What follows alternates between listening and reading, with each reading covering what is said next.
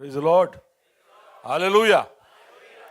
प्रभु के नाम की स्तुति हो। एक और बार आए हुए सबका हम यहाँ पर स्वागत करते हैं। अगर आप पहली बार आए हैं तो हम आपको देखना चाहेंगे। अगर आपके दाहिना हाथ अगर आप हमको बता सकते हैं, वहाँ पर, यहाँ पर, और कोई वहाँ पर। आइए तालियों के स्वाद हम इनका स्वागत करें। यहाँ पर आपका स्वागत है ग्रेस में, ग्रेस सेंट्रल के आराधना सभा में आए हुए सबका हम स्वागत करते हैं। खास कर बहुत समय के बाद हमारे बीच में कुछ लोग हैं।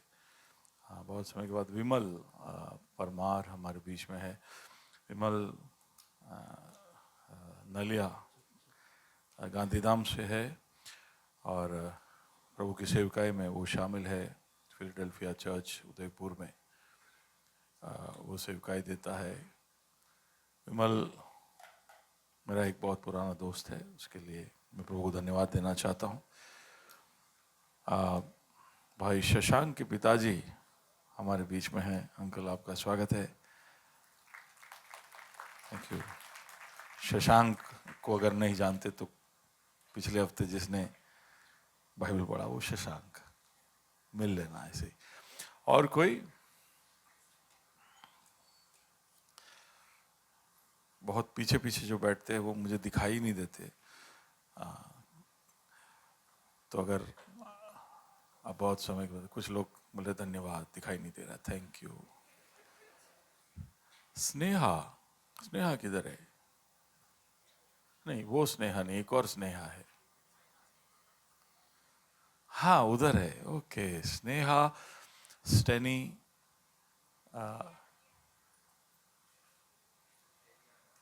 नाम क्या बोला? लियाना, एलियाना, एलियाना। आज एक और नया मेंबर आया है। वो 3 महीने का है, 3 महीने का है। एलियाना, उसका हम स्वागत करें। स्नेहा का हम स्वागत करें। बहुत अरसों के बाद प्रार्थना के उत्तर में प्रभु ने उनके जीवन में ये अनुग्रह दिया। तो स्नेहा, आपका एक और बार बहुत महीनों के बाद ग्रेस में स्वागत है। ओके।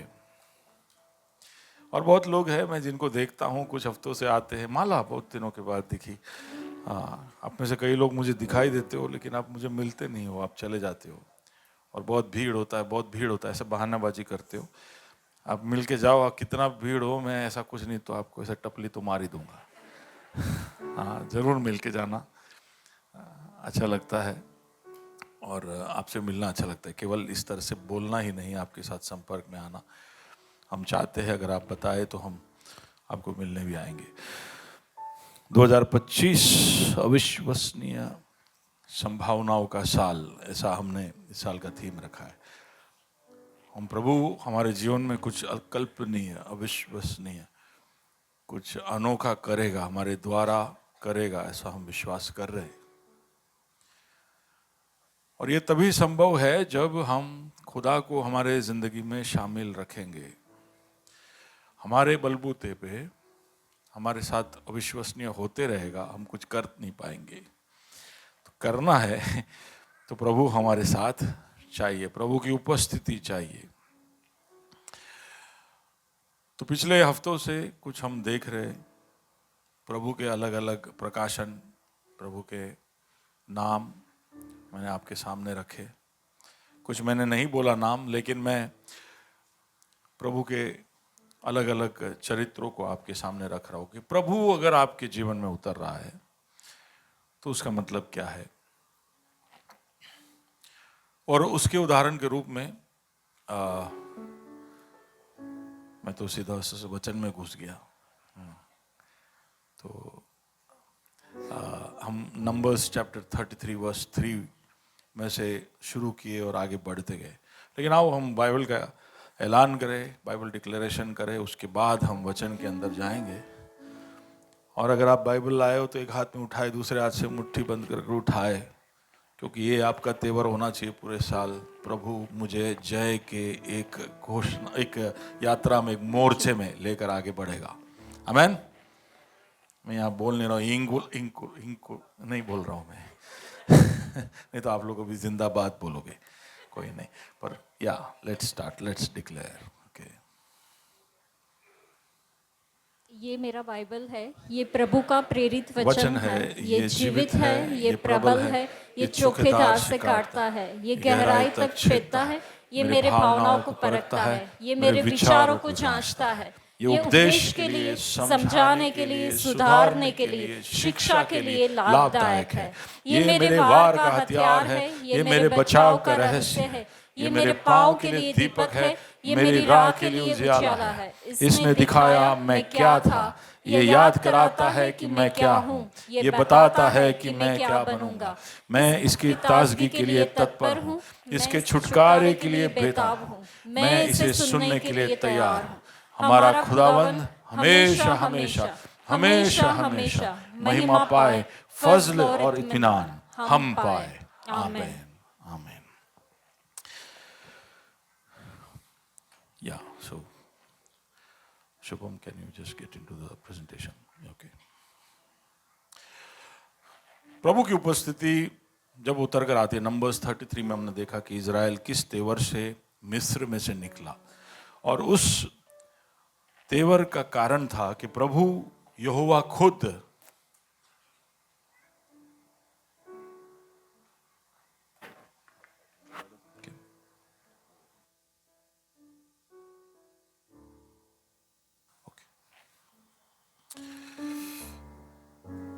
प्रभु यहोवा खुद मिस्र में उतरता है, और उसकी वजह से उनके जीवन में एक बदलाव, एक अविश्वसनीय संभावना, एक घटना हो पाती है।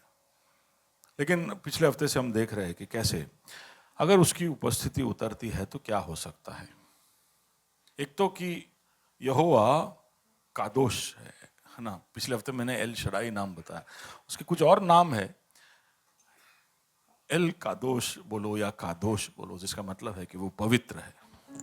स्वर्गदूत स्वर्ग में कादोश कादोश कादोश ऐसे चिल्लाते रहते हैं, उसका मतलब है पवित्र है, वो पवित्र है, पवित्र है। अगर परमेश्वर की उपस्थिति हमारे परिस्थितियों में उतर कर आए, हमारी जिंदगी में उतर कर आए, तो वो अपने कादोश को लेकर आता है और उसकी पवित्रता को लेकर आता है, जिसका मतलब है कि हम उसके सामने नहीं खड़े रह सकते, उसकी उपस्थिति में हम नहीं रह सकते हैं। कई बार इसलिए परमेश्वर अपने पूर्णता में हमारे जिंदगियों में नहीं उतरता है, क्योंकि वो आ नहीं सकता है, हमें खत्म कर देगा वो। तो उसके लिए हमें क्या करना चाहिए, ये बात हम देख चुके हैं कि हमारे पापों से कैसे हम मुक्ति पाए। परमेश्वर सिर्फ कादोश नहीं, वो एलियोन है। एलियोन का मतलब है कि सर्वोच्च, मोस्ट हाई, सबसे ऊंचा, जिसका मतलब है कि एक साधारण प्रतिक्रिया आप उसकी तरफ नहीं दिखा सकते। He is VIP। आप उसको किसी के भी जैसे उसके साथ आप व्यवहार नहीं कर सकते हैं। He is the most high, सबसे ऊंचा है, सारे सम्मान के, आदर के, सारे भय के योग्य है वो। तो जब वो आपके जीवन में उतर कर आता है तो उसका मतलब है कुछ तो आपके जीवन में अंतर होना चाहिए, अलग होना चाहिए, दूसरों से अलग होना चाहिए।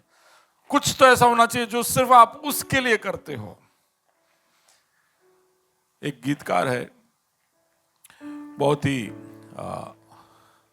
जाने माने हैं, अंग्रेजी में गाने लिखते, मैट रेडमैन, सुना है आपने? तो उन्होंने इस तरह से बताया कि कुछ शब्द अंग्रेजी भाषा में है जिसका इस्तेमाल वो केवल परमेश्वर के लिए करते हैं। कुछ शब्द है, जैसे अगर उन्होंने एक शब्द एक्सेलेंट सोचा है तो वो एक्सेलेंट शब्द है, फिर वो संसार के कोई भी व्यक्ति के लिए, कोई भी चीज के लिए इस्तेमाल नहीं करेंगे, वो सिर्फ परमेश्वर के लिए करते हैं। तो उन्होंने कहा है कि मेरे जीवन में मैं उस तरह से कुछ शब्दों को केवल परमेश्वर के लिए, ऑसम, मैं किसी के लिए नहीं बोलूंगा, सिर्फ परमेश्वर के लिए, कि God is awesome, God is excellent. तो एक अलगताई हमारे शब्दों में, हमारे निर्णयों में, हमारे जिंदगी की कई सारी बातों में एक अंतर हमें दिखाना चाहिए, क्योंकि वो एलियोन है। वही नहीं, वो सॉवरेन उसका हिंदी मुझे पता नहीं, सॉवरेन, लेकिन वो राजा है, वो सृष्टि करता है, वो एल मलेक मलेक यानी राजा। तो उसका मतलब है कि हमें उसकी आज्ञाओं को मानना पड़ेगा। उसने कुछ कहा है तो करना पड़ेगा। क्यों? क्योंकि वो राजा है और उसने कहा है तो मैं मानूंगा। और क्योंकि वो राजा है, वो मेरे आगे आगे चल रहा है और उसने कुछ कहा है तो मैं उस पर भरोसा रखूंगा कि राजा ने क्यों ऐसा कहा है। और वो भी हमने देखा पिछले हफ्तों में, और लास्ट वीक हमने उसका एक और रुख देखा कि अगर परमेश्वर अपनी उपस्थिति लेकर आता है, केवल पवित्रता नहीं, वो सर्वोच्च है वो ही नहीं, वो राजा है वही नहीं, वो सर्वशक्तिमान भी है। He is almighty. और वो नाम बाइबल के अंदर है एल शडाई। कई बार हमें ये बात याद रखना जरूरी है, परमेश्वर सर्वशक्तिमान है। उसका मतलब है कि उसके लिए कुछ भी असंभव नहीं है। Nothing is difficult for him. कुछ भी उसके लिए असंभव नहीं है। और ये बात को बार बार खुद को याद कराना शायद हमारे लिए जरूरी है। लेकिन परमेश्वर कई बार ये चीज हमको याद नहीं कराता है, केवल इसलिए कि हम हमारे बलबूते पर जीते रहना चाहते हैं, हमारे बलबूते पर चीजों को पूरा करना चाहते हैं। इवन प्रभु जो चाहता है वो भी हम हमारे बलबूते पे करना चाहते हैं। प्रभु का हित भी हम हमारे बलबूते पे पूरा करना चाहते हैं। और ये अब्राहम के जीवन में और याकूब के जीवन में से हमने देखा कि किस तरह से प्रभु राह देखता है कि भाई तुम्हारी पूरी ताकत लगा लो, तुम थक जाओगे तब मैं आऊंगा। जब चीजें असंभव हो जाएगी, तुम्हें ऐसा लगेगा कि अब तुम्हारे ताकत से, शक्ति से, क्षमता से तुम पूरा नहीं कर पाओगे, तब मैं आऊंगा। प्रभु एंटर करता है, उनका नाम बदल देता है, उनका स्टोरी बदल देता है, उनका इतिहास बदल देता है। लेकिन एल शडाई की एक रिक्वायरमेंट है, वो चाहता है कि हम उसके सामने चले। उसका मतलब है कि हम ऐसे चले जैसे कि वो देख रहा है।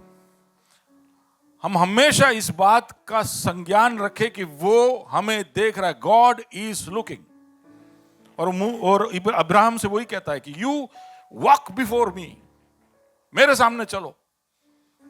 तुम कहां इधर उधर सब कर रहे होंगे, वो सब मुझे नहीं चलेगा, मेरे सामने कर कर दिखाओ।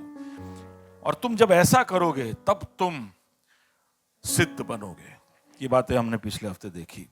याकूब को वो कहता है कि जा, तेरी परिस्थिति कितनी भी बर्बादी की तरफ अंदेशा देने वाला क्यों ना हो, प्रभु तुझे आशीषित करेगा, तुझे वो बढ़ाएगा।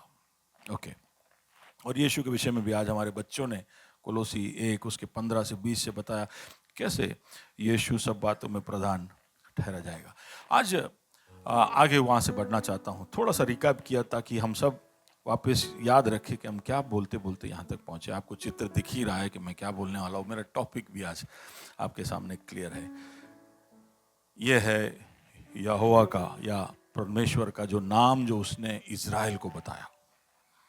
हम पिछले हफ्ते जब पढ़े थे तो एक्सोडस चैप्टर नंबर 3 है ना, 6 चैप्टर नंबर 6 वर्स 3 में से पढ़े थे। Can you just read that?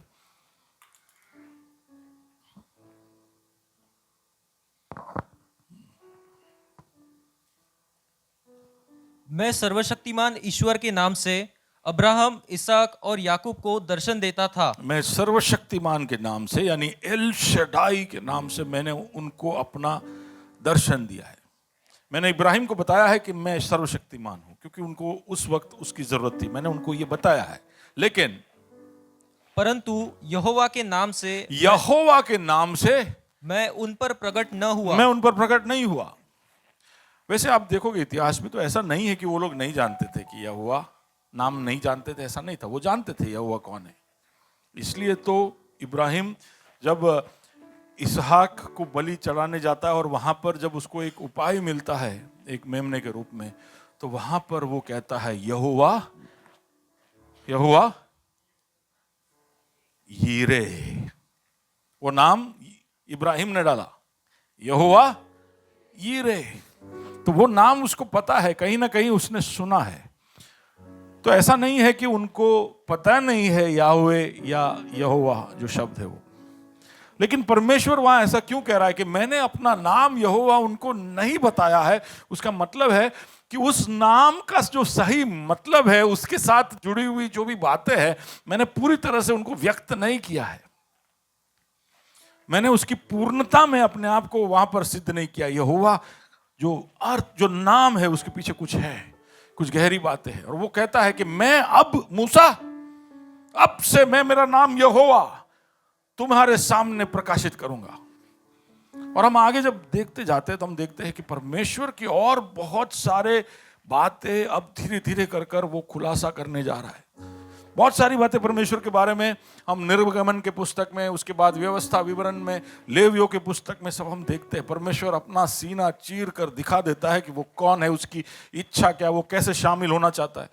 वो एक वाचा में परमेश्वर के लोगों के साथ बंध जाता है। हालांकि उसने वाचा अब्राहम से बांध दिया था, लेकिन वो वाचा की पूर्णता उस नाम यहोवा के साथ वो जोड़कर इजराइल के साथ जुड़ने लगता है। और इसलिए हम देखेंगे कि इजराइल में अब बहुत ही चिन्ह चमत्कार हो रहे हैं, अविश्वसनीय चीजें हो रही है। 10 अलग अलग झंडुए, 10 अलग अलग महामारियां, जिसके बलबूते पे वो मिस्र से निकले। फिर उसके बाद लाल समुंदर को उन्होंने 2 भागा और उसके अंदर से होकर वो निकले। और फिर ये सब के बीच में परमेश्वर का उपस्थिति, ये सब आप निर्गमन का पुस्तक पढ़ोगे तो आपको दिखाई देगा कि उसमें वो एक बादल के स्तंभ के रूप में और अग्नि के स्तंभ के रूप में उनके सामने प्रकट हो रहा है। ये सब अब्राहम ने नहीं देखा, याकूब ने नहीं देखा, इसहाक ने नहीं देखा, ना उनके पहले किसी ने भी देखा। लेकिन अब परमेश्वर अपने आप को प्रकट कर रहा है ये सब तरह से। वो एक दूत के द्वारा सारे पहलोटों को मारता है। अब आप सोच के देखिए कि वो लाल समुंदर को विभाजित करता। आपके सामने समुंदर है, आप समुंदर देखे हैं ना, देखे हैं। समुंदर की लहरों में इतना ताकत है कि आप जब अंदर जाओगे तो वो लेके आपको बाहर फेंक देगी। पता है, खास कर जब हाई टाइड होता है, जब पानी किनारे की तरफ आ रहा होता है, तब आप कोशिश करके देखिए पानी में जाने की। जितना अंदर जाओगे उससे डबल वो आपको बाहर फेंकेगा। उस समुंदर को प्रभु अपने श्वास से फूंक मारकर विभाजित करता है। और इजराइल के आगे एक बादल का स्तंभ। Can you just go out and show that picture? Yeah, you are doing that, huh? Where you? Yeah. ये अग्नि का स्तंभ है। आपको कुछ दिखाई दे रहा है चरित्र? ये एक चित्रकार नहीं, ये एआई की कल्पना है। ठीक है। एआई को जब बोला कि देखो एआई भी कितना सब सोचता है, तो उसने ऐसा बनाया कि अग्नि का स्तंभ ऐसा दिखता होगा। 40 साल तक इजराइल के लोग ये देखते थे सुबह शाम। और जब ये स्तंभ हिलता था तो उन्हें पता था कि उनको भी हिलना है।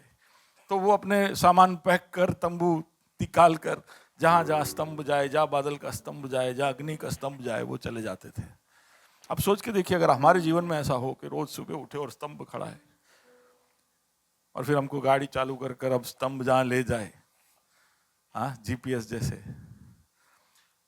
And just imagine that, just think of that, कि प्रभु उस तरह से, याहवे उस तरह से उनके सामने प्रकट होता है। अग्नि का स्तंभ, बादल का स्तंभ, उसके बाद वाचा का तंबू, जिसके अंदर वाचा का संदूक, जो मिलाप के तंबू के अंदर है, वाचा का संदूक उसके अंदर अपनी उपस्थिति को बताता है। ये सब गहराई में फिर कभी हम देखेंगे।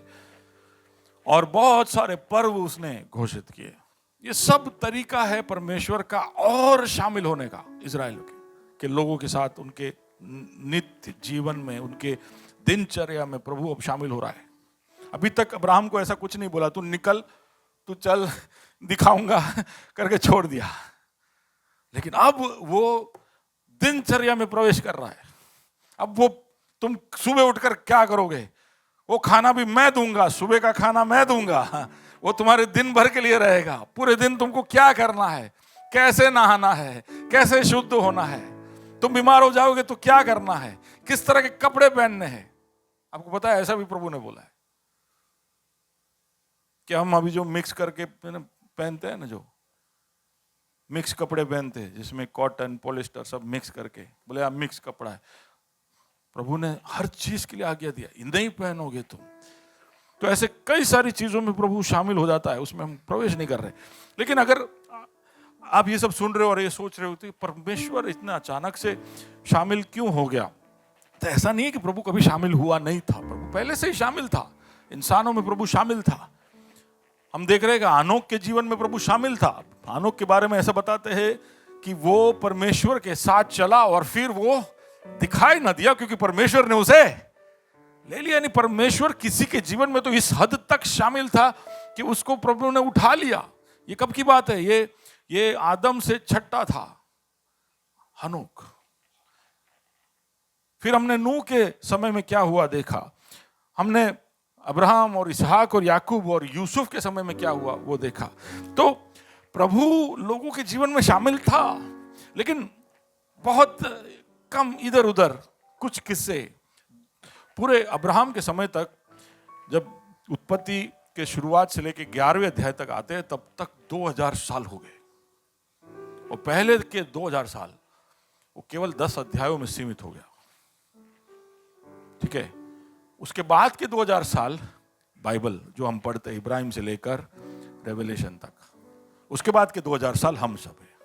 लगभग 6000 साल आदम के या गिरावट के बाद या गिरने के बाद हो चुका है, ऐसा अंदाजा लगाते।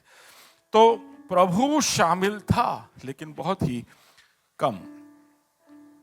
तो आप ऐसे पूछ सकते हो कि प्रभु क्यों शामिल था? प्रभु क्यों हम नाचीजों में, हम इंसानों में जिसने पाप किया, जिसने उसको त्याग दिया, वो तब क्यों शामिल था, अब क्यों शामिल होना चाहता है? उसका एक ही कारण है, वो है उसका प्यार।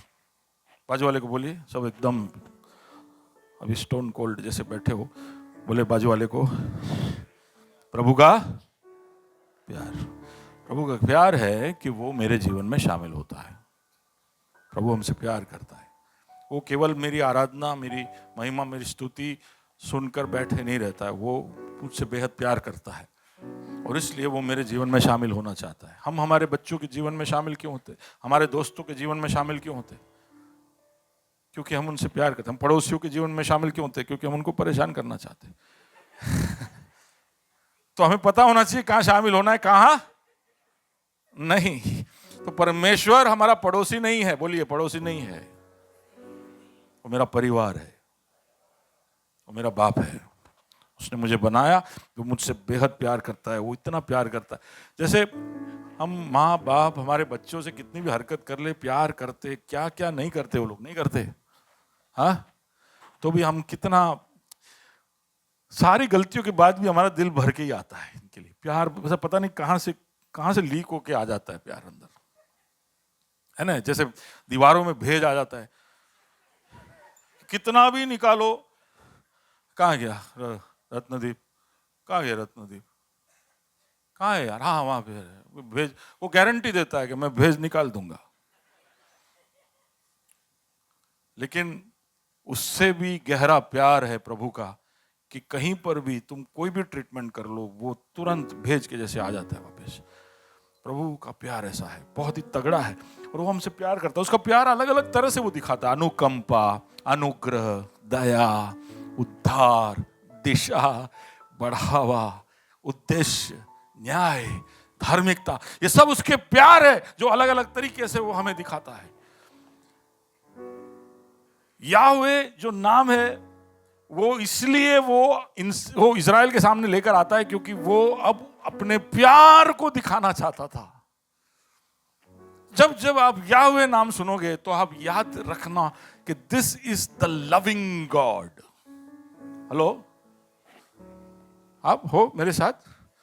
तो एल शडाई यानी शक्तिशाली परमेश्वर, सर्वशक्तिमान परमेश्वर। लेकिन Yahweh the God of Israel, क्यों गॉड ऑफ इज़राइल? क्योंकि he is the God of covenant. उसने वाचा के अंदर अपने आप को सिद्ध किया, यानी उस कवेनेंट के अंदर उसने अपने प्यार को दिखाने के लिए वो बंध गया हमारे साथ। कवेनेंट का मतलब है कि वो हमारे साथ बंध गया। अब ऐसा आंटी लगा दिया कि हम उसको कभी भी हमारे जिंदगी से दूर और वो होना भी नहीं चाहता है। Hallelujah.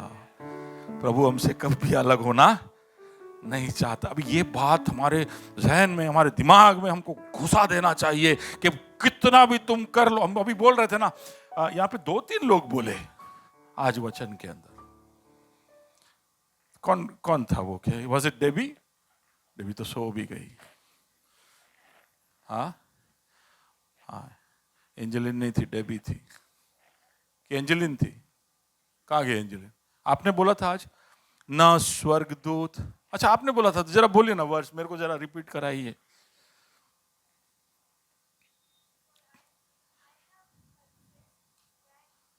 Nothing can separate me from the, परमेश्वर के प्यार से मुझे कुछ भी अलग नहीं कर सकता। ना स्वर्गदूत,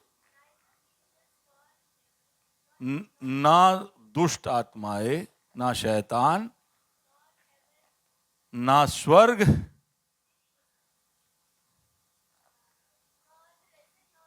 ना वर्तमान, ना भविष्य, ना ऊंचाई, ना गहराई,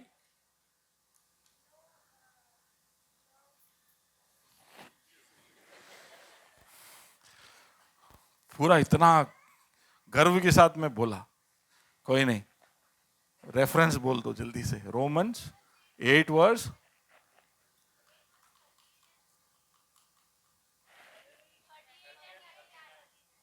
रोमन्स 8, 38 और 39 पढ़ लो। कुछ भी आपको परमेश्वर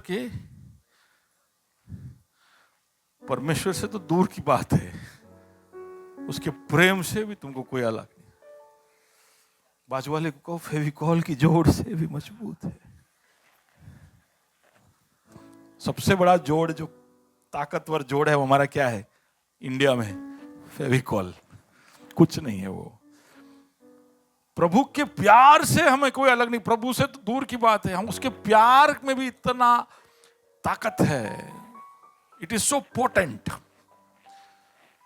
कि उसके प्यार से हमको कोई अलग नहीं कर सकता है। तो जब हम परमेश्वर के प्यार की बात कर रहे हैं, तो मैं चाहता हूं, मैंने जस्ट इसलिए वहां पे लिखा था द प्रोडिगल फादर, कि यीशु मसीह ने जो उड़ाऊ पुत्र की कहानी बताई, उसके अंदर जो पापा जी है, जो टेरेस पे खड़े हैं, सबको पता है ना, वो पापा जी को याद करना। स्वर्ग में सिंहासन पे ऐसे भयंकर रूप से बैठे वो वाले यावे को नहीं। अब वो मेरे साथ, I want you to think of the father in the prodigal son story. परमेश्वर को हमसे प्यार है, उसका क्या सबूत है? हम पूरे सृष्टि में ये देख सकते हैं। It is evident in creation. नहीं तो वो कैसे इतना अद्भुत और इतना सुंदर दिखने वाला सृष्टि बना सकता है, जब उसको पता है कि ये सृष्टि पाप के कब्जे में आने वाला है, ये सृष्टि भ्रष्ट होने वाला है, ये सृष्टि बिगड़ने वाला है, मुझे इसका उद्धार करना पड़ेगा। तो हम जब प्रोटोटाइप बनाते हैं क्रिस्टोफर, तो हम अल्टीमेट मॉडल से थोड़ा कम हो तो चलेगा? चलेगा। प्रोटोटाइप समझते हो? यानी ये फाइनल नहीं है, ये थोड़ा सेमी फाइनल है, ठीक है? तो चलेगा। ये फाइनल वर्जन नहीं है, बीटा वर्जन है, बीटा वर्जन। उसके बाद गामा होता है कि अल्फा होता है? इनको ही नहीं मालूम, नाम वाम दे देते, फिर इनको कुछ नहीं मालूम। सॉफ्टवेयर वाले क्या होता है भाई? गामा होता है। वो ये बोल रहे गामा होता है। बीटा टेस्टिंग हो गया तो फिर गामा लॉन्च होता है। मेरे को लगता है पृथ्वी अपने बीटा वर्जन में था, क्योंकि अल्फा वर्जन में तो ऐसा कुछ हो गया था जिसकी वजह से वो सुनसान हो गया था। जेनेसिस चैप्टर 1 वर्स 2, आदि में परमेश्वर ने आकाश और पृथ्वी को बनाया, लेकिन पृथ्वी क्या हो गई? तो मैं समझता हूं कि प्रभु ऐसी कोई सुनसान और चीजों को नहीं बनाएगा। तो कुछ तो हुआ है अल्फा वर्जन में, फिर उसने बीटा वर्जन बनाया। अब बीटा वर्जन, अब उसको मालूम है बीटा वर्जन भी बिगड़ने वाला है, लेकिन हर बीटा वर्जन का हर चीज बनाने के बाद प्रभु पीछे हटता है, पैनारोमा व्यू लेता है। और फिर बोलता है मस्त से, वो मस्त से। पढ़ा है आपने? God looks at all that he created and he says it is good। प्रभु ने जो भी बनाया वो सबको देख कर कहा दिस इज गुड, कितना बेहतर है। अगर हम काम चलाऊ कोई चीज बना रहे जो अभी टेम्पररी है, जो सिर्फ कैमरा में अच्छा दिखना चाहिए, तो हम उसमें कॉम्प्रोमाइज करेंगे। लेकिन प्रभु ने नहीं किया। ये पृथ्वी अपने भ्रष्ट रूप में भी इतना सुंदर है कि हम सब इसका कोना कोना देखना चाहते हैं। याद है पिछले हफ्ते वाला मोर? मोर याद है? याद है? वो वापिस आया। वो कल मेरे सामने वापिस आया और वो मेरे सामने खड़ा है और मेरे को इच्छा ही नहीं हो रहा है कि मैं गाड़ी लेके जाऊं। मेरे को इच्छा ऐसे ही हो रहा है कि वो मोर को देख के, क्या ब्यूटीफुल चीज है यार, क्या डिजाइन है उसका, क्या कलर का ग्रेडियंट है उसका। सोच सोच कर भी हम इतना नहीं कर सकते, देख देख कर भी हम नहीं कर सकते, लेकिन हर मोर ऐसा ही बनता है। प्रभु ने जो बनाया है वो इतना सुंदर है, इतना भव्य है कि सिर्फ प्रभु ही नहीं, हम सब भी उसको देखकर बोलते यार मस्त से, यार मस्त से। कुछ नहीं, पूरे बंजर डेजर्ट में खड़े रहकर बोलते आहा सुसीन है कि नहीं? हमारे खंडरों में जाओ, लेकिन प्रभु के खंडर भी एकदम, है कि नहीं? तो प्रभु ने जब जो भी बनाया उसको इतना सुंदर बनाया, तो उसके पीछे उसका एक ही ध्येय हो सकता है कि वो इन सारी चीजों से बहुत, और ये सबसे बढ़कर, सबको उसने वचन से बनाया। जो भी चीजें उसने देखी उसको बोलकर बनाया, बोलकर। लेकिन फिर उसने इंसान को बनाया, और इंसान को बनाने के वक्त उसने क्या कहा? क्या आओ हम इंसान को बनाए अपने ही सदृश्य और स्वरूप में। उत्पत्ति 2 में इस तरह से लिखा है कि उसने बनाने के बाद 2:7, कैन यू रीड दैट? या तब यहोवा परमेश्वर ने हाँ। आदम को भूमि की मिट्टी से रचा और उसके नथनों में जीवन का श्वास फूंक दिया। उसका श्वास, उसने उसके नथनों में जीवन का श्वास। वो कहां से आया वो श्वास? ऐसा नहीं लिखा है कि ऐसे हवा पकड़ के, ऐसा नहीं डाला उसने। उसने जीवन का श्वास कैसे दिया पता है? कल मैं आयान को पकड़ा, वो घबरा गया। मैं दिखाया कि कैसे श्वास दिया उसने। उसने सीपीआर दिया। सीपीआर समझते हो? कोई डूब जाता है, मर जाता है, तो उसको कैसे बचाते हैं? उसने श्वास फूका, अपना खुद का श्वास फूका। उसका मतलब है कि उसने अपना एक अंश इस रचे हुए मिट्टी के अंदर डाल दिया। प्यार ही होता है जो इंसान को अपना एक भाग निकालकर दूसरों को देने के लिए मजबूर करता है। तो हमारे सालों पहले लोग किडनी ट्रांसप्लांट के लिए आते थे, और 2 किडनी, सबके कितने किडनी है? कितने हैं किडनी समझते हो? गुर्दा, ओके, गुर्दा नहीं आता, किडनी सबको मालूम है। वो इधर होता है।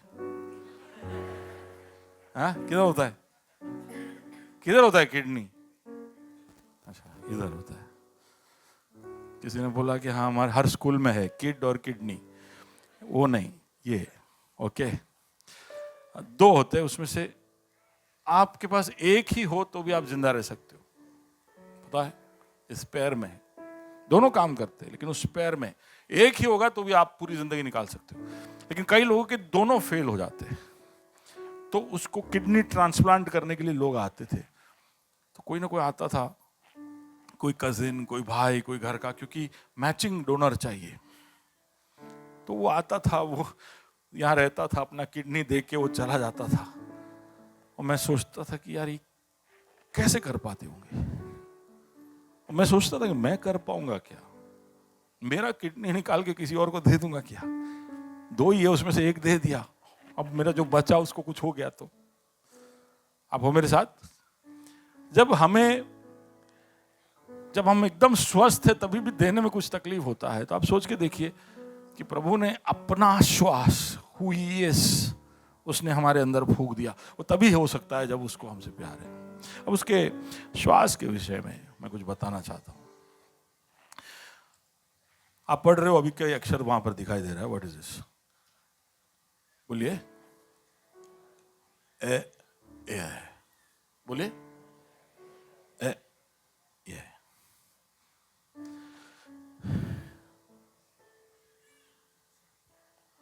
प्रभु मूसा को प्रकट होता है, बोलता है कि मैंने मेरे लोगों के रोने की आवाज को सुन लिया है और मैं उनको गुलामी से छुड़ाना चाहता हूं। इसलिए तू जा, तू बोल कि तुम्हारे पितरों का परमेश्वर तुम्हारे आवाज को सुन चुका है, तुम्हें बचाना चाहता है।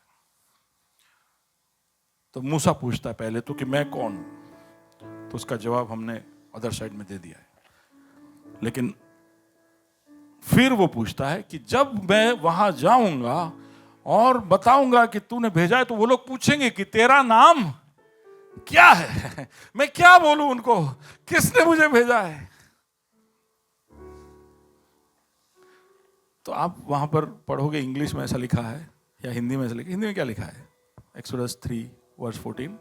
परमेश्वर ने मूसा से कहा, हाँ, मैं जो हूं सो हूं। मैं जो हूं सो हूं। That's what he said. Okay, मैं जो हूं सो हूं। पढ़ो। फिर उसने कहा, तू इस्राएलियों से यह कहना। वही वर्स 14 ही पढ़ना खाली, वो उतना ही है, उतना ही लिखा है। ओके, तुम उनसे कहना कि मैं जो हूं वो सो मैं हूं। I am that I am. तू उनको बताना कि आई एम ने तुम्हें भेजा है।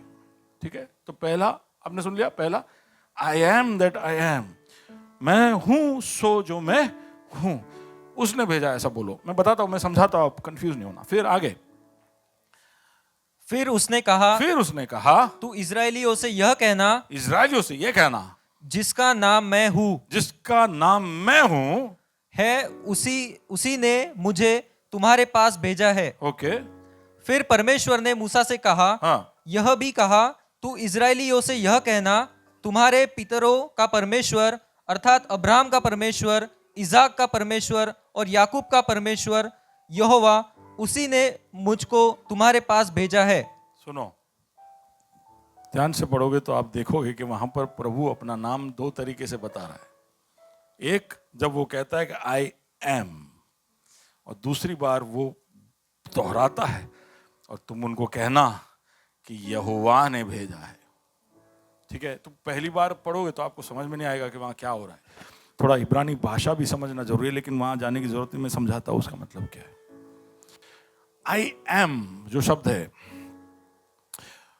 उसको इब्रानी भाषा में ये ऐसा कहते हैं। ये बोलिए आप। I am, I will be, उसका मतलब ये। तो आप कहीं भी जाके कर I am, that is Hebrew, that is Hebrew. अब ये 2 अक्षर शब्द ऐसे हैं जिसके लिए आपको आपके जबान को हिलाने की जरूरत नहीं है। आप हो मेरे साथ? Listen to me now carefully. आपके जबान को हिलाने की जरूरत नहीं है और आपके होठ मिलेंगे नहीं, आप सिर्फ ऐसे ही बोल रहे हो। लेकिन जब इसको बारीकी से आप समझोगे, जो इजरायली लोगों ने ढूंढ निकाला, ये वो आवाज है जो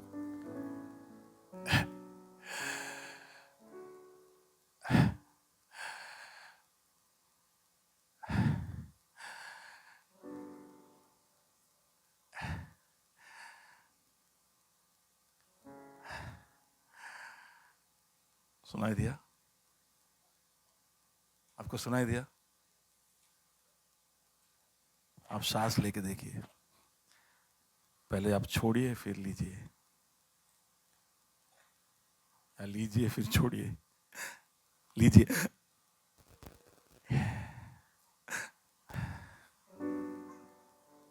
हेलो,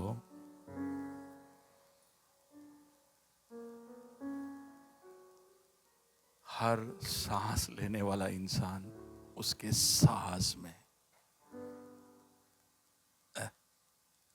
यानी कि यहोवा के नाम को ले रहा है, क्योंकि यहोवा का सांस उसका श्वास है जो उसको जिंदा रखता है। हालेलुया। मिट्टी से रचे उस शरीर के अंदर जब उसने अपना श्वास फूका,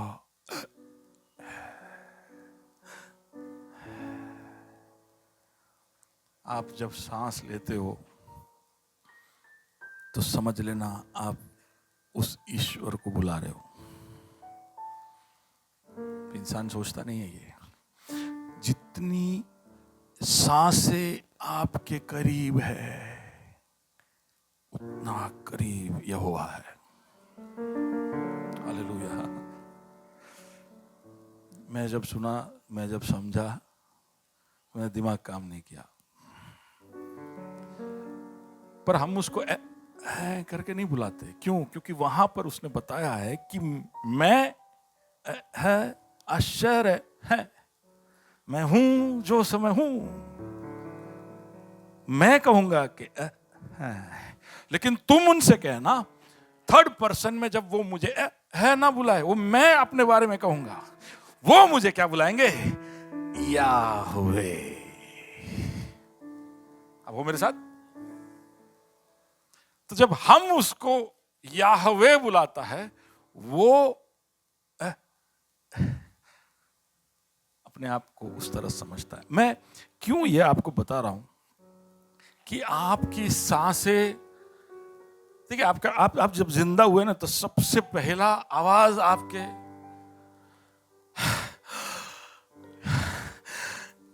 और आप मरोगे तभी भी आखिरी पहला आखिरी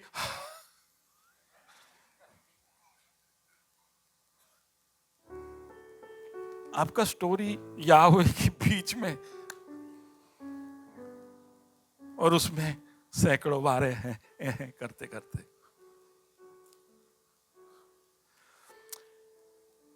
it is a reminder that we are alive. हम इसलिए जिंदा है क्योंकि उसने हमारे नथुनों में अपना श्वास फूका, और वो इतना करीब, इतना शामिल है।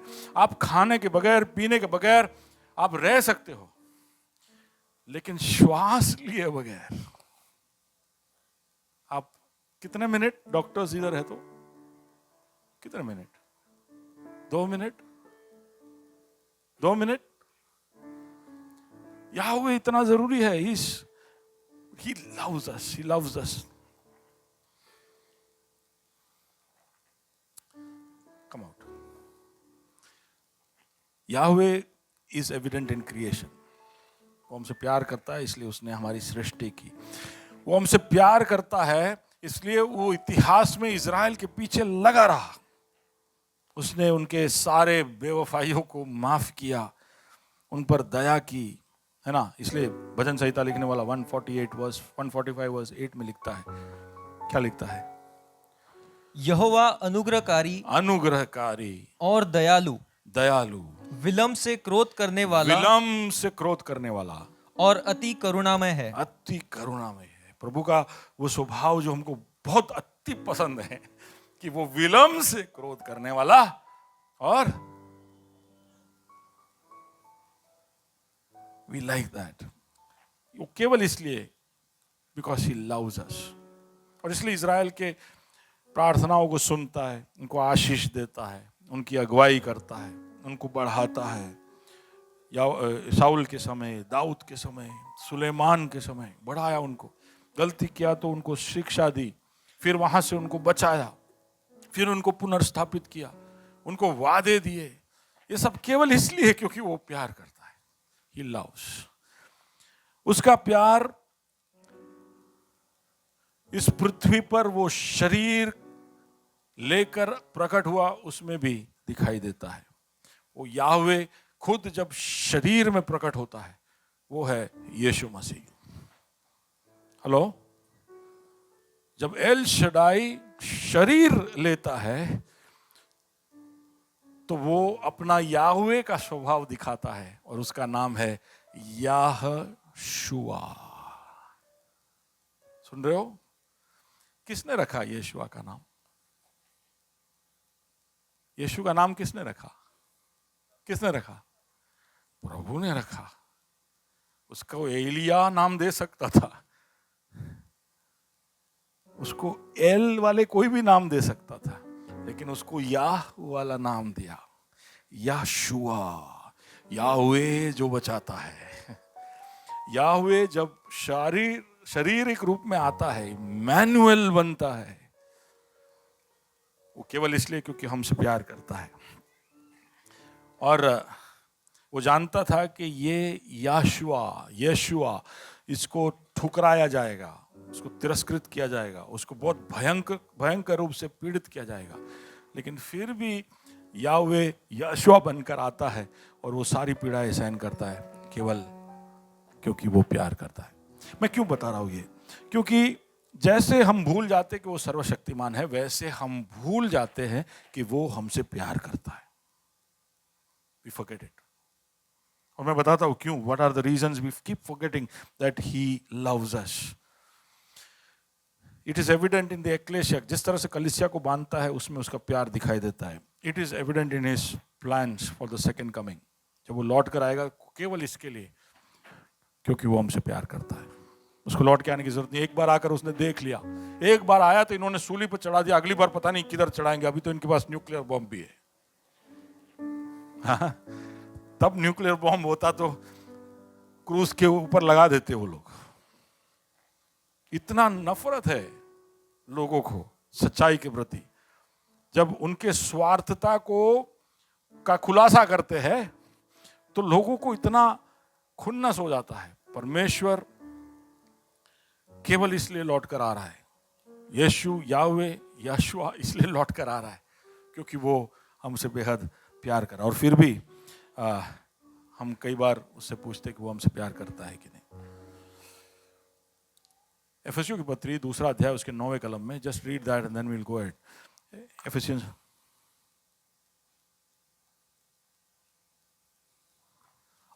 और न कर्मों के कारण ऐसा न हो कि कोई घमंड करे।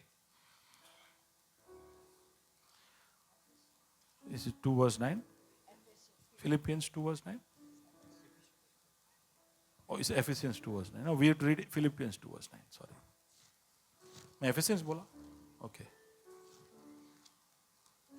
मैं गाने का ट्यून याद कर रहा हूँ। इस कारण परमेश्वर ने उसको अति महान भी किया। परमेश्वर ने यीशु मसीह को अति महान भी किया और उसको वह नाम दिया जो सब नामों में श्रेष्ठ है। और उसको वो नाम दिया, पहले उसको एक नाम दिया यशुआ, जिसमें उसने अपना नाम जोड़ा।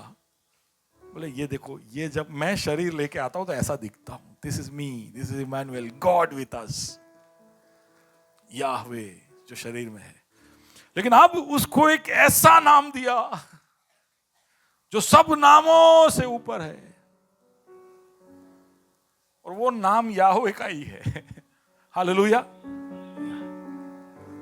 He loves us so much. ठीक है। Okay. What are the reasons we don't really believe कि प्रभु हमसे प्यार करता है? Okay. Why do we miss the love of Yahweh? पहले तो एक तो हमारा एटीट्यूड ही। मलाकी 1 और उसका 2 जरा पढ़े। You can read मलखाई। यहोवा यह कहता है, मैंने तुमसे प्रेम किया है। हाँ, यहोवा कहता है, यहोवा चिल्ला चिल्ला कह रहा, मैंने तुमसे प्रेम किया है। I have loved you. लेकिन परंतु तुम पूछते हो तूने किस बात में हमसे प्रेम किया है? तूने किस बात में प्रेम किया है? हमको सबूत चाहिए पूरा टाइम। प्रभु तू बस रोज प्रूव कर कि तू मुझसे प्यार करता है। We just want that's our attitude। Malachi आप पढ़ोगे तो बार बार ये सवाल प्रभु से पूछा जा रहा है कि how did you love us, कहां तुमने प्यार किया, कैसे प्यार किया। But everything around us is God's love, just showered on us, हमारे ऊपर वो उंडेल रहा है। हम इसलिए प्रभु के उस प्यार के ऊपर इत्मीनान नहीं कर पाते, विश्वास नहीं कर पाते। उसे कुछ 6-7 कारण मैं बोलता हूं। सबसे पहला कारण ये है कि हमारे अंदर ही पाप और दोष है। पाप और दोष है हमारे अंदर के पाप और दोष हमें मजबूर करता है ये सोचने के लिए कि यार नहीं, क्योंकि मैं पापी हूं, क्योंकि मेरे अंदर दोष है, तो प्रभु मेरे से प्यार नहीं करता है। और इसके लिए वचन भी है हमारे पास। ऐसे नबी का पुस्तक उसका 59 और उसका 2 जब पढ़ते तो जरा कैन यू रीड दैट। परंतु तुम्हारे अधर्म के कामों ने, तुम्हारे अधर्म के कामों ने तुमको तुम्हारे परमेश्वर से अलग कर दिया है। तुम्हारे परमेश्वर से अलग कर दिया है। तुम्हारे अधर्म के कामों ने तुमको परमेश्वर से अलग कर दिया। और ये गूंजता है हमारे कानों में कि ये तो वचन में ही लिखा है। भैया सही है, तुमको परमेश्वर से अलग किया है, लेकिन परमेश्वर को आपसे अलग नहीं किया है। हालेलुया। तुमको परमेश्वर से अलग किया है, लेकिन परमेश्वर को तुमसे अलग नहीं किया है। वो कभी भी नहीं छोड़ता, कभी भी नहीं त्यागता। ये सिर्फ गाने के लिए नहीं है, तू कभी ना छोड़ेगा, तू कभी ना त्यागेगा, हम वो सोचकर खुश हो जाते। लेकिन हमारे जीवन में क्या सच में गहराई में वो विश्वास करते हैं? नहीं तो हम इतने पैनिक नहीं होते, हम इतने डर नहीं जाते, इतने घबरा नहीं जाते, हम इतना रिस्क लेने से हम घबराते नहीं। प्रभु के लिए कुछ भी करना होता है तो 50 बार सोचना पड़ता है। 3 दिन फास्टिंग 3 बार लेना पड़ता है। भैया ये करो वो करो, अरे अरे अरे, हमें प्रभु पर भरोसा ही नहीं है। और एक तो ये हमारा पाप, हमारा दोष, कोई भी चीज हमें परमेश्वर के प्यार से अलग नहीं कर सकता। और इसलिए हम कई बार समझ नहीं पाते कि दाऊद को कैसे प्रभु ने कहा कि ये मेरे दिल के अनुसार का व्यक्ति है। छी, क्या वो व्यक्ति है तू। मैं हाउस ऑफ डेविड देख रहा हूं। अगर आपके पास Amazon प्राइम है तो आप देखना, नया सीरीज है हाउस ऑफ डेविड। तो उसके अंदर दाऊद को दिखा रहे कि अभी शुरू हुआ है series. I am just excited कि किस तरह से ये जाएगा। डेविड बाइबल के अंदर का एक बहुत ही रोमांचक कैरेक्टर है, लेकिन उसकी जिंदगी के बारीकियों में आप जाओगे तो आप पाओगे कि कैसा व्यक्ति है। इसके विषय में कैसे प्रभु कह सकता है कि ये मेरे हृदय के अनुसार का व्यक्ति है। ये पाप और दोष की वजह से कई बार हम उस उड़ाऊ पुत्र के बाप को समझ नहीं पाते कि कैसा बाप है ये। जिंदा था तभी उसका बेटा उसका हक छीन के चला जाता है, ये चुपचाप खड़े रह के उसको लूटने देता है। अब धाबे पे खड़ा है, तो छत पे खड़ा है, राह देख रहा है, रोज सारे काम निपटा के बस यही इसका काम है, छत पे मेरा बेटा आएगा, मेरा बेटा आएगा। हम नहीं समझ पाते हैं क्योंकि हमारे दिमाग में ये बैठा हुआ है कि पाप किया यानी खत्म, पाप किया यानी अभी हम परमेश्वर के पास नहीं आ सकते। इससे कई बार हम रविवार को नहीं आते कि यार पाप किया है, इसलिए हम लाइफ स्टाइल में नहीं, पाप किया है इसलिए हम बाइबल नहीं खोलते, पाप किया है, नाच हुआ है, मेरे इन अपवित्र हाथों से मैं इसको छू नहीं सकता हूं। देखिए, कोशिश करिए कि ये सब आपसे ना हो, लेकिन कोई भी चीज आपको परमेश्वर के प्यार से अलग नहीं कर सकता। आप समझिए, स्वर्ग की महिमा को छोड़कर जो आपके बीच में शामिल होने आया है वो पहले से जानता है आपका स्टोरी। आपके जीवन में आप जो पाप करते हैं तो प्रभु ऐसा नहीं बोलता अल्लाह आ तो खबर न थी, उसको सब मालूम है। कहां कहां कैसे कैसे कांड आप करने वाले उसको मालूम है, फिर भी वो बोलता है I love you with agape, मेरा प्यार अगापे है, अनकंडीशनल है, आई लव यू। सृष्टि से पहले मैंने तुझे देख लिया था, फिर मैंने मेरा श्वास तेरे अंदर फूका। सृष्टि से पहले मैंने देख लिया तो तू क्या होगा, फिर भी मेरा बेटा तेरे लिए मरने के लिए आया। सृष्टि से पहले मैंने तुझे देख लिया था, फिर भी मैं लौटकर महिमा में आऊंगा और तुझे मैं महिमावंत करूंगा। हालेलुया। ये प्यार हम नहीं समझ पाएंगे। याहवे याहवे अनोखा तेरा प्यार है। याहवे याहवे अनोखा तेरा प्यार है। क्या है मेरे साथ इतना? याहवे याहवे अनोखा तेरा प्यार है। एक और बार, या ऊंची आवाज, याहवे अनोखा तेरा प्यार है। We'll come back to that. हमारे पाप और हमारे दोष की वजह से हम प्रभु के प्यार को भूल जाते हैं। One of the biggest reasons why we forget that Yahweh, God, loves us. पहला योना 1:9 जरा पढ़िए शशांक। 1 John chapter 1 verse 9.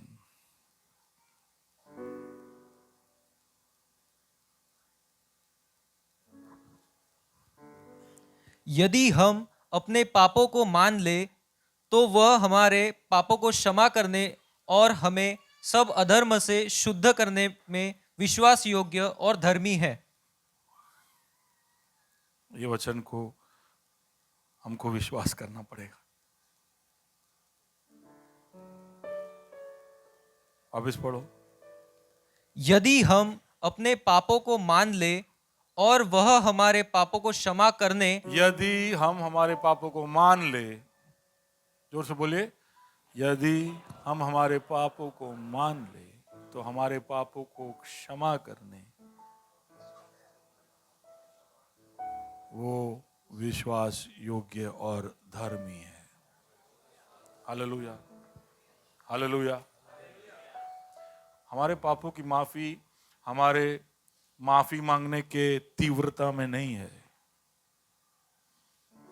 बोले बो फूटी ने रड़ियो तो प्रभु ने माफ कर से, ऐसा नहीं है। प्रभु माफ इसलिए करता है क्योंकि प्रभु विश्वास योग्य है, क्योंकि प्रभु धर्मी है। वो इंसान नहीं है कि वो झूठ बोलता है। ये सब जानकर भी वो हमसे प्यार करता है। तो एक बात जो शैतान हमारे कान में बोलते रहता है और हमें हमेशा शक करवाते रहता है, वो है परमेश्वर तुझसे प्यार करता है क्या?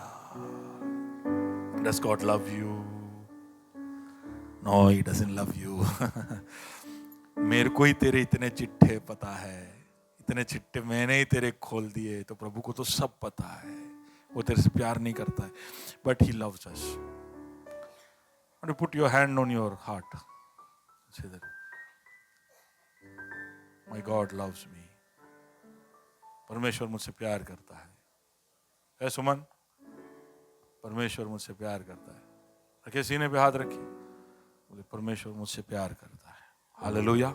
ओके, तो हमारे पाप हमें शक करने के लिए, फिर हमारे दर्द दुख, जब हम बचपन से ही दुख दर्द हमको पसंद नहीं और आदत लग जाता है, थोड़ा सा क्या डायपर गीला हो गया और हमारा फ्रीक्वेंसी भी ऐसा होता है कि माँ बाप दौड़ दौड़ करते हैं कि निकालो डायपर, इसका आवाज बंद करो, इसका फ्रीक्वेंसी कान के पर्दे फाड़ रहा है। हाँ, ऐसे ही होता है कि नहीं? बच्चा रो रहा होता है तो माँ बाप भागकर जल्दी से इसको रुलाओ मत। माँ बाप का क्या सबसे बड़ा what's the biggest mission of parents? उमन अंकल, बच्चे रोते तो क्या मिशन होता है? क्या मिशन होता है? चुप कराओ। हेलो, है कि नहीं? हम कुछ पता नहीं तुक्का मार रहे थे, कदाच भूख लागी हશે, कदाच ऊंघ આવતું હશે, કદાચ પેટમાં દુખતું હશે, કદાચ ફરવા જવું હશે, કદાચ ગીલા हो गया, कदाच कहीं भी चुप कर। और ये रोने के बीच में ये गेज कर रहा है कि શું થાય છે, कि હું રડું છું તો આ લોકો શું થાય છે। जल्दी से इतना सब कर लेते, उसने मांगा एक चीज होता है, हम 6 चीज कर देते हैं। उसको बचपन से ये आदत लग जाता है कि अपना लाइफ में तकलीफ ने नो एंट्री, આપણે कोई तकलीफ झेलवानो नहीं। और हम माँ बाप उसको सिखाते भी रहते हैं ऐसे ही, ना बच्चा क्यों रो रहा है, क्यों रो रहा है। पापा भी पूछता है क्यों रो रहा बेटा, क्यों रो रहा। उसकी बीवी रो रो रो रो कर रही हो, देख ही नहीं रहा है बच्चा। बचपन से ही हमको ये आदत लग चुका है कि कोई भी तरह का डिस्कंफर्ट, कोई भी तरह का सफरिंग, कोई भी तरह का पेन, वो दवाई देने के लिए इंजेक्शन, क्या हुआ करते बच्चे। बस इंजेक्शन के नाम पे आप उनसे सारे काम करवा सकते है कि नहीं। बोले डॉक्टर इंजेक्शन देगा, we don't like pain and suffering, we don't like it, we hate it. और फिर थोड़े और बड़े हो जाते हैं तो उसके अंदर अगर समझो मानसिक टर्मोइल भी आ गया, वी डोंट लाइक इट। जब अय्यूब दुख और दर्द के अंदर से गया तो वो ऐसा प्रार्थना करता है, जॉब चैप्टर 3 वर्स 11, वो क्या कहता है, मैं गर्भ ही में क्यों ना मर गया, क्यों ना मर गया। अब वो ऐसा पूरा रिवर्स में चला गया, उसकी मां के कोख के अंदर बैठ के वो सोच रहा है कि यहीं मर जाना था। अब समझ रहे हो दर्द का रिकोशे कैसा है। रिकोशे का मतलब जो बंदूक मारते हैं तो जो रिटर्न मारता है ना, वो जब सफरिंग आता है तो जो रिटर्न आता है ना, उसमें मां के कोख में घुस जाते हैं। इतना रिटर्न, इतना, आप समझिए, ही सेज कि मैं पैदा ही नहीं हुआ था तो अच्छा था। इतना दर्द, और उसका दर्द भयानक था। एक ही दिन में 10 बच्चों को खोना और सारी संपत्ति जायदाद को खोना और खुद बीमार हो जाना।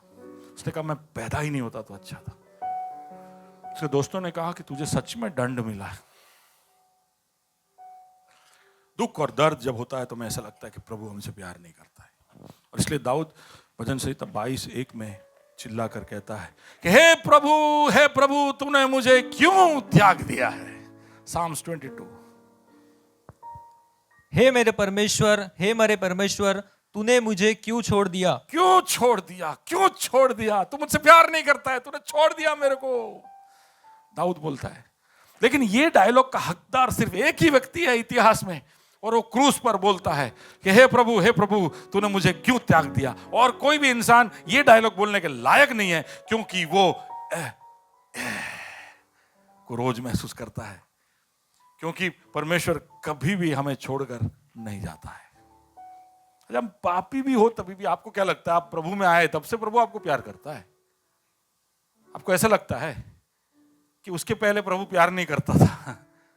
आपको क्या लगता है कि बाहर जो लोग हैं उससे प्रभु प्यार नहीं करता है? करता है कि नहीं? क्या लिखा है यूहन्ना 3 और 16 में? क्या लिखा है? क्योंकि इधर कोई भी जगत बैठा है, कोई जगत शुक्ला, जगत मेहता, जगत श्रॉफ, कोई बैठा है? नहीं ना। आपका नाम तो और कुछ है ना। तो क्या कहा प्रभु का वचन, क्या कहता है? परमेश्वर ने ऐसा लिखा है कलीसिया से नहीं, प्रभु ने जगत से। वो सबसे प्यार करता है। उसका प्यार हम नहीं समझ सकते। वो जेल में पड़ा हुआ, वो खूनी, वो 6 महीने के बच्ची का बलात्कार करने वाला, वो सबको वो प्यार करता है।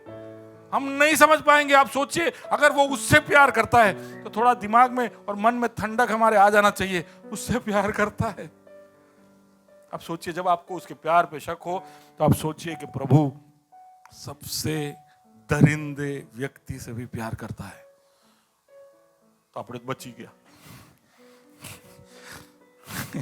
ફરીસી नहीं बनना कि હું तो એના જેવો નથી, હું તો બહુ સારો છું।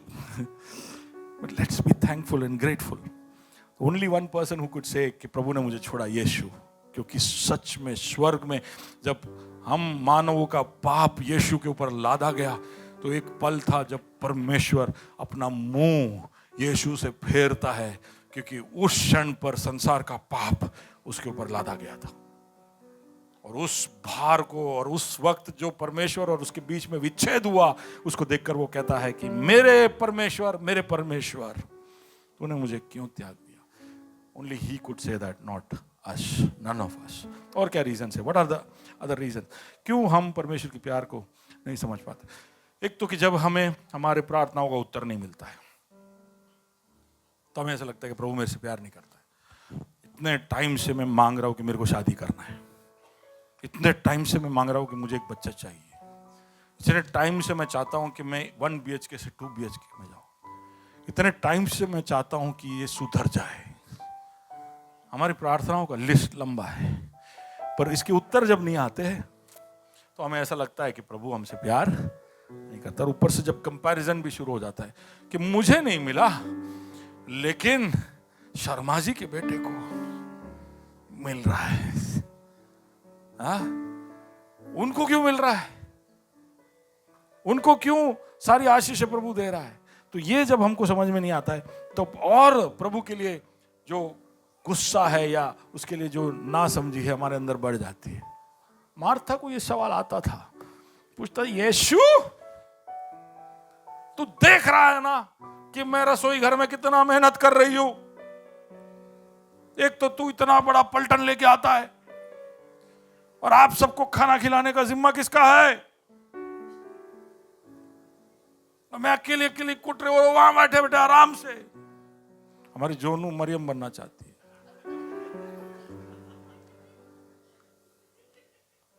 उसके रोल मॉडल है।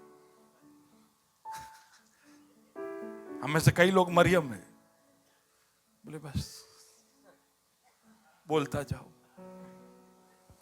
मुंह सांभर दीजिए, बोलता जाओ। बैलेंस चाहिए लाइफ में, ठीक है? थोड़ा मार्था थोड़ा मरियम दोनों चाहिए। लेकिन मार्था को यह शक हो गया कि प्रभु मरियम से ज्यादा प्यार करता है, इसलिए इसको कुछ बोलता ही नहीं है कभी भी। लेकिन प्रभु अलग तरह से सोचता है। जब 10 लोगों को नौकरी पे लेता है, किसी को 10 बजे, किसी को 11 बजे, किसी को 2 बजे, किसी को 5 बजे, और सबको एक जैसा तनख्वाह देता है, तो सुबह सुबह आने वाले सब चिल्लाते हैं, बोले हम तो सुबह से मेहनत कर रहे हैं, सुबह से मेहनत कर रहे, तूने हमको 10 रुपए दिए, और ये जो शाम को 5 घंटे आकर एक घंटा मेहनत किया, उसको भी तूने 10 रुपया दिया। तो वो पूछता है, मालिक पूछता है, मैंने दिया, तू 10 के लिए एग्री हुआ, तेरे को 10 दिया, ये 10 के लिए एग्री हुआ, इसको 10 दिया, तुमको क्या प्रॉब्लम है? तुमको क्या प्रॉब्लम है?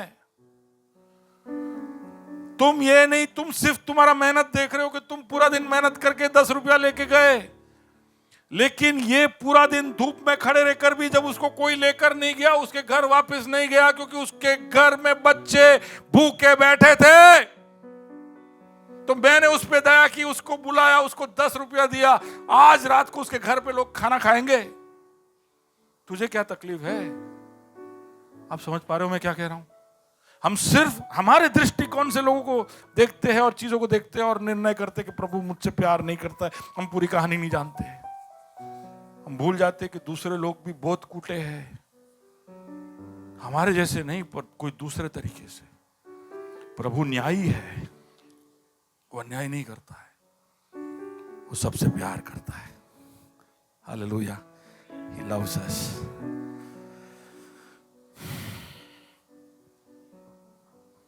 रोमी 2 और उसका 11 पढ़ो।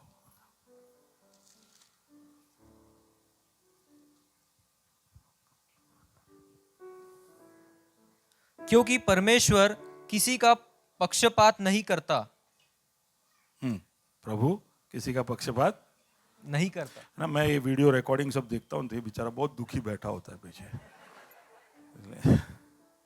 तो मुझे कभी कभी ऐसा लगता है कि स्क्रीन के अंदर से चिल्ला रहा है, हंस मयूर शू छे यार, કેટલો दुखी केम छे। तेरे बारे में मैं पिछले 2 हफ्ते से बोल रहा हूँ।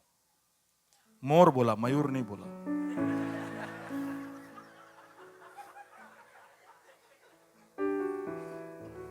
खुश रहे। रोमी 2:11 क्या मैं भूल गया? क्योंकि परमेश्वर किसी का पक्षपात नहीं करता। परमेश्वर किसी का पक्षपात, वो मलयालम में ऐसा लिखा है, मुखदशा है ना, ऐसे बोले, ऐसे तुम्हारा चेहरा देख के तुम्हें बुरा लगेगा, ऐसा देख के हम सब ऐसे, हम कुछ बोलने से पहले देख लेते हैं, आज मूड केवु छे, डार्लिंग बहुत सारी देखा है आज, फिर उसके अंदर वो दिमाग में बहवान हो रहा होता है, लेकिन बोल देगा। क्यों? क्योंकि हम देखते हैं बाहर से कि क्या है सिचुएशन। तो प्रभु ऐसा नहीं है, जो है वो बोलने वाला है, उसको कुछ छुपाना नहीं है। ओके, कई बार इसलिए हम प्रभु पर शक करते हैं क्योंकि हमको ऐसा लगता है कि हम प्रभु के प्यार के काबिल नहीं हैं, उसमें हमारे ही असफलताएं होगी। जैसे पतरस को हुआ था। पतरस जब जी उठा यीशु को देखता है तो उसको तो पूरे इज़राइल में ढिंडोरा पीटना चाहिए था, वो उसका स्वभाव है, पीटर ऐसा है। लेकिन वो चुपचाप, आप देखोगे कि वो चुपचाप घूमता है यीशु के आजू बाजू, मच्छी भी खा रहा है चुपचाप, कुछ बोल नहीं रहा है, क्योंकि वो अपना सर उठाकर देख ही नहीं पा रहा है, यीशु की तरफ देख ही नहीं पा रहा है कि मैंने इसको 3 बार नकारा, मैं क्या बोलूं। लेकिन प्रभु उसको बुलाता है, बोले तू प्यार करता है मेरे से, तू प्यार करता है मेरे से, क्योंकि मेरा प्यार बदला नहीं है। हेलो हेलो, प्रभु ऐसा नहीं बोला कि पीटर मैं तुझसे प्यार करता हूं, तूने मुझे 3 बार नकारा लेकिन मैं 3 बार तुझे कहना चाहता हूं कि मैं तुझसे प्यार करता हूं। ऐसे नहीं कहा, उसने कहा तू मुझसे प्यार करता है क्या? क्योंकि मेरा प्यार कल, आज और हमेशा कभी ना बदलेगा। हालेलुया। ये सब हम पढ़ते हमें समझ में नहीं आता है कि क्यों ऐसा लिखा है। हम होते तो हम ऐसे बोलते कि यार तूने मेरे को नकारा, कोई बात नहीं, पर हूं तने बहु प्रेम करूं छू, बहु प्रेम करूं छू। ऐसा नहीं बोला यीशु। यीशु बोला तू मुझसे प्रेम करता है कि तूने नकारा, अब तू डिसाइड कर, क्योंकि मैं तो बहुत प्रेम करता हूं और मेरा प्रेम तो अगापे है। तेरा प्रेम फीलियो होगा, तेरा प्रेम स्टोर्जे होगा, तेरा प्रेम ईरोस होगा, लेकिन मेरा प्रेम तो अगापे है। हालेलुया। मेरा प्रेम कंप्लीट है। लेकिन हम भूले ना कि वो हमसे प्यार करता है। ओके, और एक तो शैतान जो हमारे दिमाग में शक डालता है, जैसे हवा के दिमाग में डाला, यीशु के दिमाग में डाला। Okay, these are the reasons why we don't trust. मैं जल्दी से एंड कर रहा हूं। Go to the next slide. We'll just finish it there. 2 कोरिन्थी उसका आखिरी अध्याय, उसका आखिरी कलम, 2 Corinthians. I don't know whether it is chapter 13 or 16. 2 Corinthians आखिरी अध्याय, आखिरी कलम।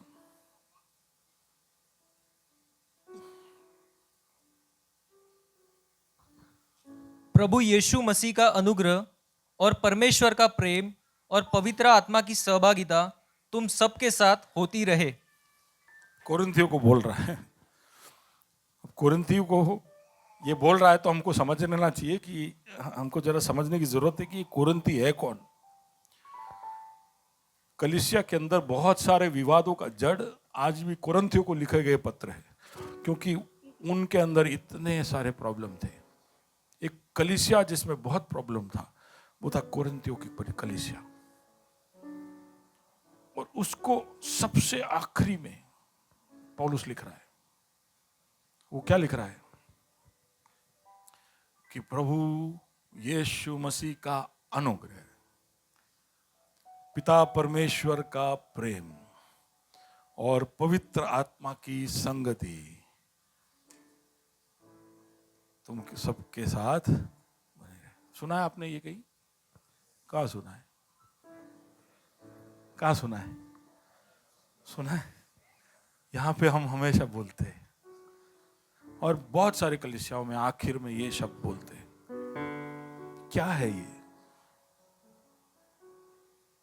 यहाँ पे याहवे अपने तीनों प्रकटीकरण में प्रस्तुत है। और ये तीनों का मूल जो क्या बोलते हैं रिजल्ट है या उसका तात्पर्य है वो है प्रेम। और वहां पर पौल बोलता है कि तुम्हें हमेशा याद रखने की जरूरत है कि यीशु मसीह का अनुग्रह कैसा था। यीशु मसीह का अनुग्रह जब वो व्यभिचारी औरत को पकड़ते हैं और जब पथराव कर रहे होते हैं तो यीशु बोलता है तुम में से जिसने पाप किया वो इस पर पत्थर डाले, और फिर उससे कहता है कि जा जा मैं भी तुझे माफ करता हूं। अब पाप नहीं, ये अनुग्रह, ये अनुग्रह एक और चांस देने वाला। तो हम जब आप यहां से जाते हो, चर्च खत्म करके जाते हो, तो हम चाहते हैं कि आप याहवे का जो प्यार है उसकी भरपूरी को अपने साथ लेकर जाए। इसलिए हम इसको अनुग्रह और बेनेडिक्शन बोलते हैं। The grace of the Lord Jesus Christ, जो आपको गिरने नहीं देगा, जो आपके बीते हुए कल को लेकर आपको खंडित करेगा, वहां से उठाने वाला यीशु का प्रेम जिसको अनुग्रह बोलते हैं। The grace of the Lord Jesus Christ is God's love lifting you up. वो हमेशा आपके साथ रहे। जक्की के घर में गया, उसका दिल टूट गया। उसने कहा जो मैंने लिया उसका 4 गुना लौटा कर दूंगा। एक पक्षपाती को घर में लेकर आते हैं, यीशु उसको देखता है, समझ जाता है उसकी तकलीफ क्या है। उसकी तकलीफ है कि वो चल नहीं सकता, हिल नहीं सकता, लेकिन उसको देखकर यीशु कहता है तेरे पाप माफ कर दिए गए हैं। यह अनुग्रह उसका। हम हमारे बाकी प्रॉब्लम सॉल्व करने पर है, प्रभु सामने से हमारे पाप सॉल्व करने के लिए खड़ा है। हम है कि पाप को लेकर भागते रहते हैं, लेकिन भूले ना the front face of Jesus Christ is grace, अनुग्रह। और वो अनुग्रह जो प्यार की वजह से प्रेरित है। प्रभु का अनुग्रह प्यार की वजह से है, हम भूले ना।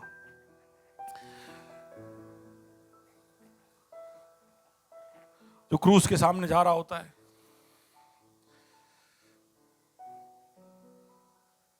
क्रूस की तरफ जा रहा होता है, तभी भी वो अपने प्यार की वजह से, उस ग्रेस की वजह से, क्रूस के ऊपर से भी ग्रेस दिखाता है। वो क्रूस के ऊपर से भी जो शब्द है उसके अनुग्रह के शब्द, प्रभु तू इन्हें माफ कर क्योंकि ये जानते नहीं कि ये क्या कर रहे हैं, ये जानते नहीं क्या कर रहे।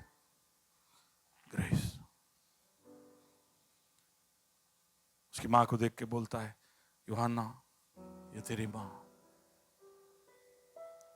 वहां पे भी ग्रेस।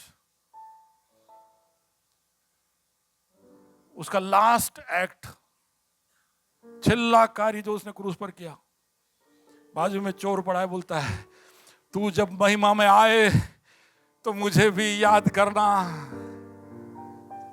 Done done. चल कन्फेस कर, चल पापों की कबूलियत कर। रड़े छे कि नहीं, ये हमारा स्टाइल है। चल हमारा पच्छर पच्छर बोल, यीशु मेरे दिल में आ। कुछ नहीं। आप समझ पा रहे हो? वो मेरे साथ, how can I show you the heart of God? The grace of the Lord Jesus Christ is the love of Yahweh. Hallelujah. अनुग्रहकारी यीशु मसीह। और फिर यीशु मसीह का अनुग्रह और पिता परमेश्वर का प्रेम वो आपको अभी के लिए चाहिए। अनुग्रह आपकी बीती बातों के लिए चाहिए, आपका बीता हुआ कल के लिए वो अनुग्रह देता है, लेकिन आज के लिए वो आपको प्रेम देता है। He surrounds you, overwhelms you with his love. एक ऐसा प्यार जो राह नहीं देखता है कि आप मुड़कर आए। हम जब पापी ही थे तब उसने हमको, याद है Romans 5:8? Can we read that? मेरा समय खत्म हो गया है। परंतु परमेश्वर हम पर अपने प्रेम की भलाई इसी रीति से प्रकट करता है कि जब हम पापी ही थे तभी मसीह हमारे लिए मरा। तब मसीह हमारे लिए मरा। हम अच्छे हो गए, सुधर गए, फिर नहीं, हम पापी ही थे, हम डिस्क्वालिफाइड थे, हमारी कोई लायकात नहीं थी। वो उसका प्रेम बहुत भारी दाम चुकाकर वो उसके प्रेम को दिखाता है, और वो कहता है कि my love is everlasting. Can you read that? Jeremiah 31:3। बहुत सारे वर्सेस है, but I need you to know this कि मेरा प्रेम अनंत है, अनंत काल के लिए, और अनंत काल के लिए था और है। इट्स एवर लास्टिंग, उसको कुछ नहीं हो सकता है, नथिंग कैन मूव इट। मैं तुमको मेरा let me just go through it quickly. I call you my children. वो राह देखता है कि हम उसके उस प्रेम का प्रतिक्रिया दिखाएं। कई लोग दिखाते, कई नहीं दिखाते। इतना सब देखकर सुनकर भी कई लोगों के दिल इतने कठोर है कि प्रभु का प्रेम उनको समझ में नहीं आता है। और फिर बोलते हैं पवित्र आत्मा की संगति और सहभागिता, the communion and fellowship of the Holy spirit. मैं सोच रहा था हमारा नाम है ग्रेस फेलोशिप। आज मैं सोच रहा था आज का टाइटल में लिखूं ग्रेस लव फेलोशिप, क्योंकि grace of the Lord Jesus, love of the father, fellowship of the Holy spirit. हम है ग्रेस फेलोशिप। तो लव किधर गया? लव वहां पे नाम में इसलिए नहीं है क्योंकि हम सब लव है। Hallelujah. We are the carriers of God's love, receiving the grace from Jesus and having fellowship with the Holy Spirit. पवित्र आत्मा क्यों हमारे जीवन में शामिल हो रहा है? क्योंकि वो शांति देता है, वो मार्गदर्शन करता है, वो अगुवाई करता है, वो बदलाव लाता है, वो सामर्थ्य देता है, वो हमारे ऊपर गारंटी है। और सारी बातें मैंने बोल दी। That's the love. जब आपके ऊपर यह आशीष के शब्द बोला जाए तो आप उस शब्द में आप कवर हो जाना, because it is bringing God's love around your life. Hallelujah. Yahweh, God's love in history, the God of love. Yahweh, Yahweh, अनोखा तेरा प्यार है। याहवे, याहवे,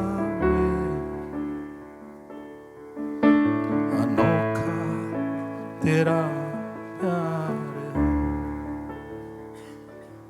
है, बड़े प्यार।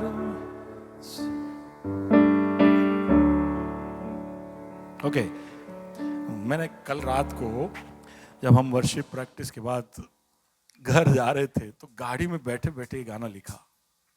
तो 2 मिनट में पूरा गाना बन गया, इसलिए दिमाग में ट्यून बैठा नहीं है, लेकिन मैं कोशिश कर रहा हूँ। ठीक है? ओके। बड़े प्यार से सिरजा तू मुझे, श्वास अपना ही डाला मुझ में। बड़े प्यार से सिरजा तू मुझे, श्वास अपना ही डाला मुझ में। शुक्रगुजार तेरा, शुक्रगुजार तेरा,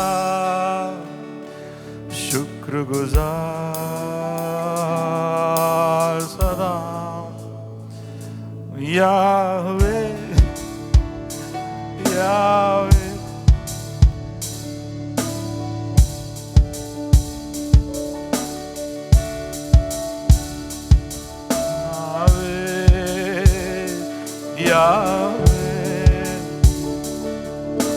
अनोखा तेरा प्यार।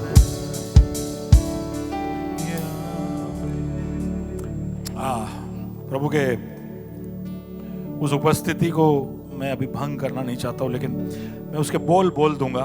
अगले हफ्ते हम ये गाना गाएंगे। अपने स्थानों में हम खड़े हो जाए, उन बोलियों को जरा देख ले, एक एक पंक्ति। Just go back to that verse 1। बड़े बड़े प्यार में सिरजा तू मुझे। तो प्रभु ने ये गाने के बोल मुझे दिए, नहीं तो गाना लिखने का मैं सोच भी नहीं रहा था। बड़े प्यार में सिरजा तू मुझे, श्वास अपना ही डाला मुझ में, शुक्रगुजार हूं तेरा याहुवे। गहरे प्यार ने बचाया मुझे, क्रूस पर प्राण उंडेला तूने, कर्जदार हूं तेरा याहुवे। और ये मुझे बहुत ही छू गया। जिद्दी प्यार से रहनुमाई करे, उसका मतलब है कि यीशु अपने जिद से हमारी अगुवाई करता है, हमारे आगे आगे चलता है। और हमारी बेवफाई मेरे तू ढांक दे, उसको छुपा देता है। हम अविश्वास के कृत्य करते हैं, लेकिन उसके ऊपर अपने प्यार से उसको ढांक देता है। जिद्दी प्यार से रहनुमाई करे, बेवफाई मेरे तू ढांक दे,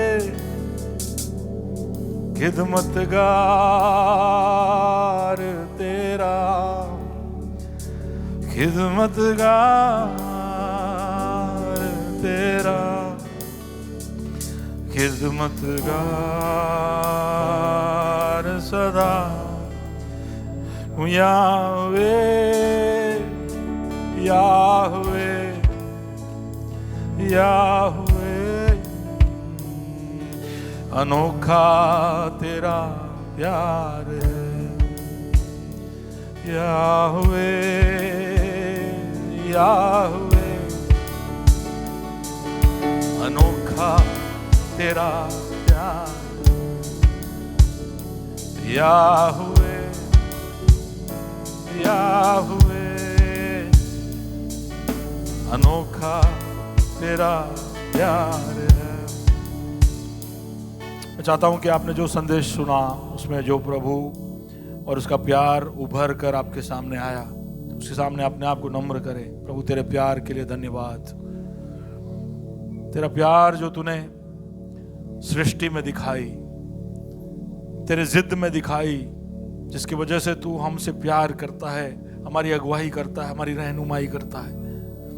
वो प्यार जो तूने क्रूस पर दिखाया, वो प्यार जो तेरे वादों में और तेरे उद्देश्यों में हमें दिखाई देता है, वो प्यार के लिए धन्यवाद।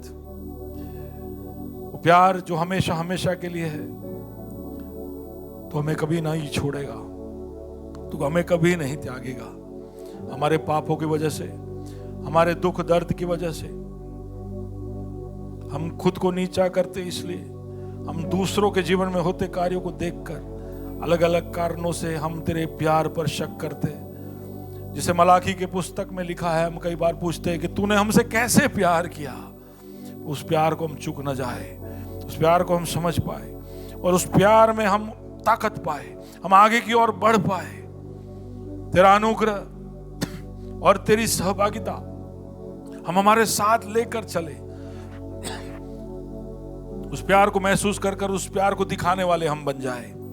हमारे चारों ओर इस प्यार को हम उंडेले, हम उसको झलकने दे और लोगों के जीवनों को प्यार से भर दे। इस प्यार में तू हमको और मजबूत तरह से अपने आप से जोड़ना, तो हमारे जीवनों में और शामिल हो जाना और तेरे उद्देश्य को और तेरे नाम की महिमा हमारे जीवन के द्वारा तू पूरी करना। कुछ आवाज से एक और बार, याहुवे, याहुवे। अनोखा तेरा प्यार है याहुवे, याहुवे, याहुवे। अनोखा तेरा प्यार है। प्रभु इस प्यार को समझने के लिए हमारी मदद करना। तू कादोश है, तू एलियोन है, तू मेलेक है, तू एल शडाई है। लेकिन ये सबसे हमारे जीवनों में सबसे ज्यादा शामिल तू याहुवे बनकर है। धन्यवाद तेरे प्यार के लिए।